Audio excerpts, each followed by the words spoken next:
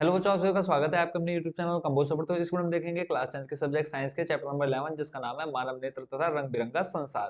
तो इस चैप्टर में बच्चों आपके प्रीवियस बोर्ड एग्जाम में जितने क्वेश्चन पूछे जा चुके हैं और आपके आने वाले बोर्ड एग्जाम में जो क्वेश्चन मोस्ट इंपोर्टेंट रहने वाले हैं उन क्वेश्चन को हम यहाँ डिस्कस करेंगे इस वीडियो में।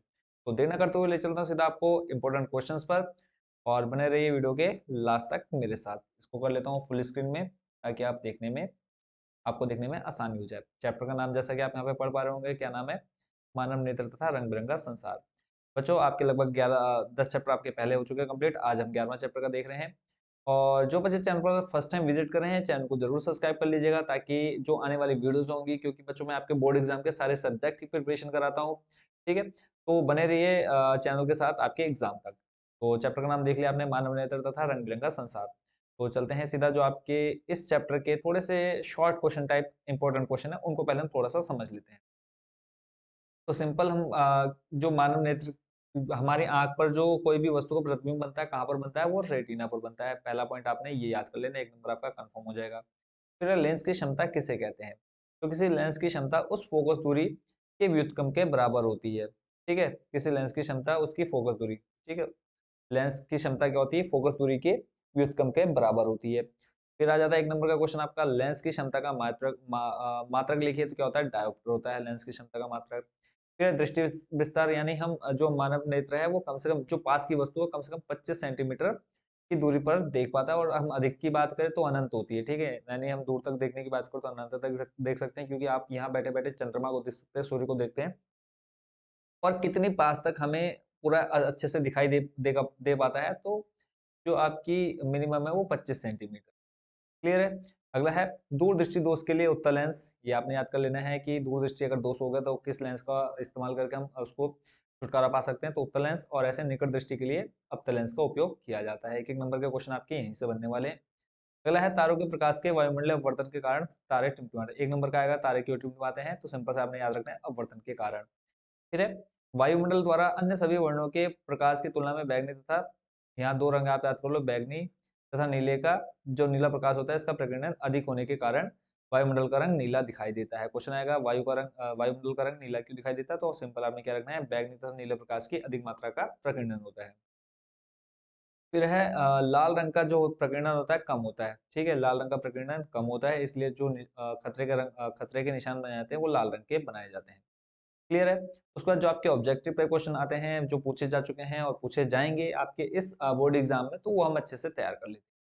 पहला देख रहे हैं आप, मानव नेत्र जिस भाग पर किसी वस्तु का प्रतिबिंब बनाता है, अभी आपने देख लिया था, जिसको हम रेटिना के नाम से भी जानते हैं और हिंदी में उसको बोलते हैं दृष्टि पटल। नेक्स्ट आपका दूरदृष्टि दोष के कारण वस्तु का प्रतिबिंब कहाँ पर बनता है? तो रेटिना के पीछे बनता है, याद कर लेना है। स्वस्थ आंख का निकट बिंदु अभी हमने देखा कितना, 25 सेंटीमीटर। क्लियर है? तीनों याद हो गए होंगे। चलते हैं नेक्स्ट क्वेश्चन। स्वस्थ आंख के लिए स्पष्ट दृष्टि की न्यूनतम दूरी पूछी है। तो सेम वही क्वेश्चन है जो आपका तीसरा वाला है। तो न्यूनतम दूरी कितनी हो जाएगी बच्चों? आपकी 25 सेंटीमीटर। क्लियर है? अगला है स्वस्थ आंख के लिए दूर बिंदु स्थित होता है तो अनंत पर होता है। अभी हमने थोड़ी देर पहले डिस्कस कर लिया। देखो वही क्वेश्चन आपके यहाँ पे एमसीक्यू बना करके दे दिए गए हैं। फिर आपका अगला क्वेश्चन, निकट दृष्टि दोष निवारण के लिए चश्मे में कौन सा लेंस उपयोग किया जाता है? अवतल लेंस। अगला है अंतरिक्ष यात्री को आकाश कैसा दिखाई देता है? काला दिखाई देता है। चलते हैं नेक्स्ट पेज पर। स्वस्थ मनुष्य के नेत्र पर प्रतिबिंब बनता है कहाँ पर बनता है? नेत्र में प्रतिबिंब रेटिना पर बनता है। अगला प्रश्न है 9 नंबर, श्वेत प्रकाश के 7 रंगों में किस रंग की तरंगदैर्घ्य सबसे अधिक होती है? लाल की सबसे ज्यादा होती है। ठीक है, उसके बाद नेक्स्ट चलते हैं क्वेश्चन नंबर 10 पर। इसमें बोला है प्रिज्म में श्वेत प्रकाश की किरण के गुजरने पर सबसे अधिक विचलन किस रंग का होता है? तो बैगनी रंग का विचलन सबसे ज्यादा होता है। अगले प्रश्न को देखते हैं जो कि आपके निश्चित उत्तर प्रश्न है, एक एक अंक के आते हैं। बोला है एक व्यक्ति दूर की वस्तु तो स्पष्ट देख सकता है परंतु निकट की नहीं, तो इसको कौन सा दोष हो गया? तो इसको दूरदृष्टि। आपने ये यहाँ बहुत बच्चे ज्यादा कंफ्यूज हो जाते हैं कि दूर का अगर पास नहीं दिख दे रहा है तो उसको आप दूरदृष्टि दोष बोल देते हैं, बट होता उल्टा है। दूर का स्पष्ट नहीं दिख रहा है तो निकट, और निकट का स्पष्ट दिखाई नहीं दे रहा है तो दूरदृष्टि दोष होता है। क्लियर है? तो इससे रिलेटेड कोई क्वेश्चन आएगा आप अच्छे से कर लीजिएगा। अगला प्रश्न है, मानव मतलब पास की कम से कम कितनी दूरी पर आप अच्छे से देख पाते हैं? तो 25 सेंटीमीटर इसका आंसर रह जाएगा, और दूर के लिए अनंत।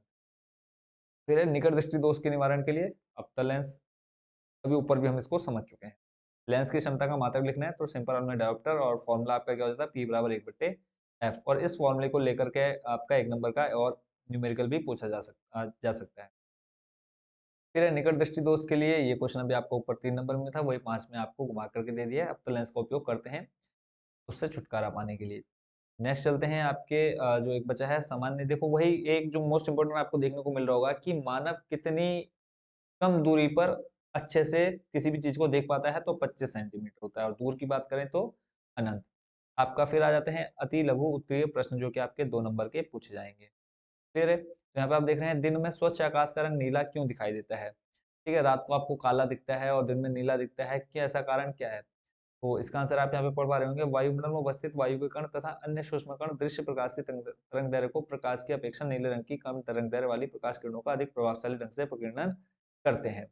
सिंपल, आपने ये याद कर लो कि किस रंग का प्रकीर्णन ज्यादा होता है, किसका कम होता है, बस यही आप आंसर बना करके लिख देंगे, पूरा इतना इसको याद करने की जरूरत नहीं है।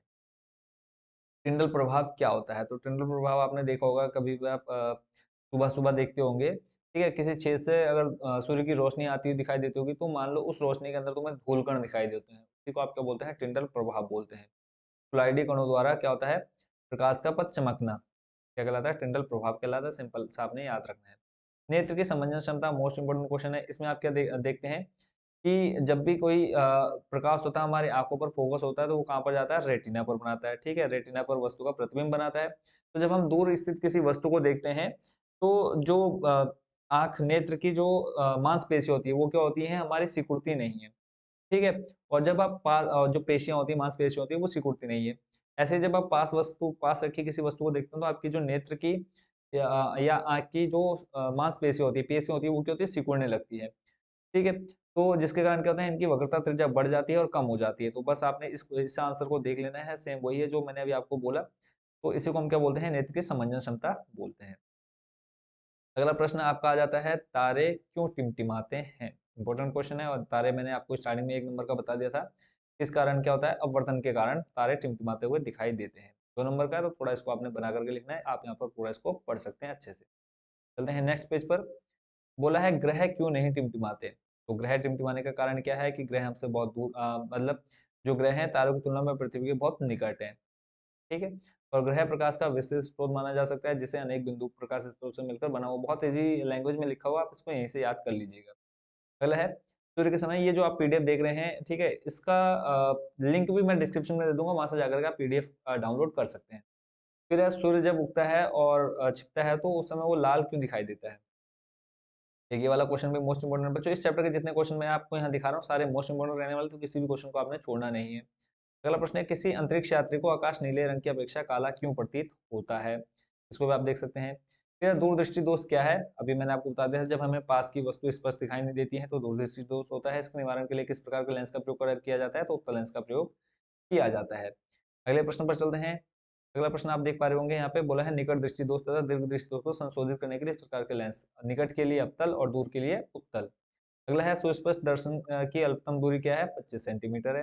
खतरे के निशान लाल रंग के क्यों होते हैं? क्योंकि लाल रंग का प्रकीर्णन बहुत कम होता है। मोतियाबिंद क्या है? तो लेंस, इसमें क्या होता है, उम्र बढ़ने के साथ साथ लेंस की जो देखने की क्षमता होती है वो क्या हो जाती है? कम हो जाती है, और रेटिना जो होता है हमारा, उस पर प्रकाश नहीं पहुंच पाता, इसलिए दिखना बंद हो जाता है। इसको हम क्या बोलते हैं? मोतिया बिंद बोलते हैं। निकट दृष्टि दोष से क्या अभिप्राय है? अभी हमने देख लिया था, जब हमें दूर की वस्तु स्पष्ट दिखाई नहीं देती है।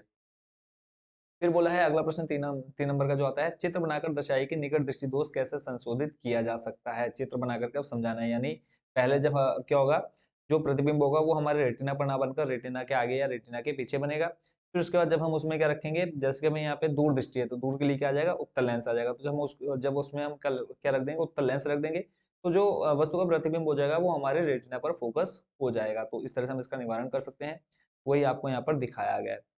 ठीक है, अब यहाँ पर देखो सिंपल क्या किया गया है, ये कोई आपका क्या है, स्रोत है, ऊर्जा का स्रोत है, जहां से कोई प्रकाश किरण भेजी गई, तो ये हमारे यहाँ पे देखो रेटिना पर फोकस नहीं हो रहा है।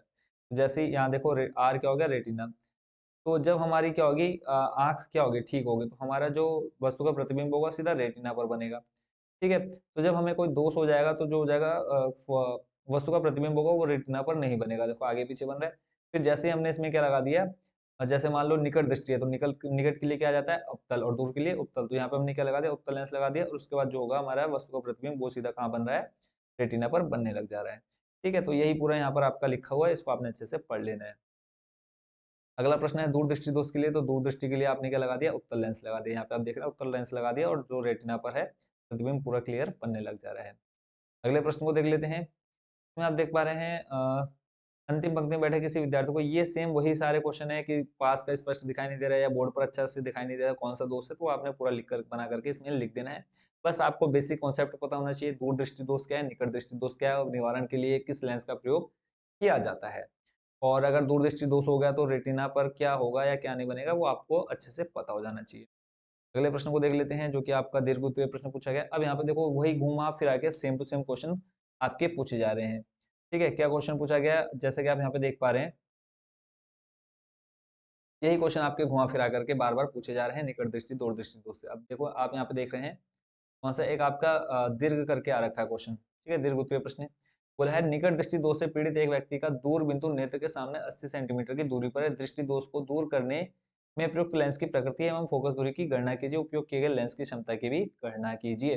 तो सिंपल आपने क्वेश्चन पढ़ लिया, सारे मान आपको यू का मान आपका क्या हो जाएगा, अनंत पे हो जाएगा और माइनस में आता है हमेशा यू, और वी भी आपका माइनस में 80 सेंटीमीटर है।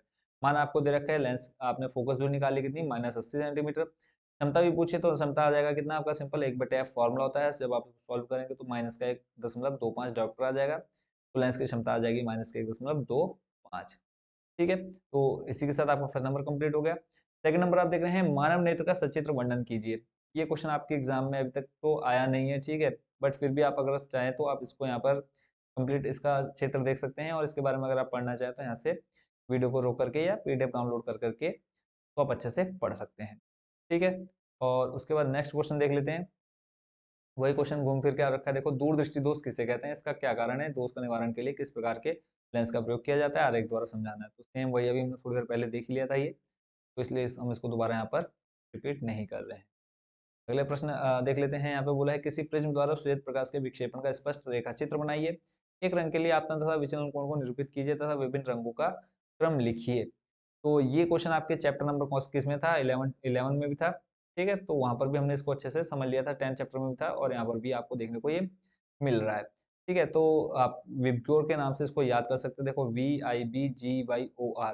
ठीक है, इससे आप रंग को याद कर सकते हैं। बाकी जैसे आपने एक प्रकाश किरण भेजी, क्या हो गया, अपने मार्ग से विचलित हो गई और वो विभिन्न रंगों में क्या हो जाती है, बढ़ जाती है। वो हमारे रंग कौन कौन से हैं वो आपने यहाँ पे पूरे लिख देने हैं। क्लियर है, तो इसी के साथ जो आपका चैप्टर था कौन सा, 11वां, जिस मानव नेत्र तथा रंग बिरंगा संसार, वो हो चुका है कंप्लीट। आई होप बच्चों इस चैप्टर के आपने सारे मोस्ट इंपोर्टेंट क्वेश्चन देख लिए हैं।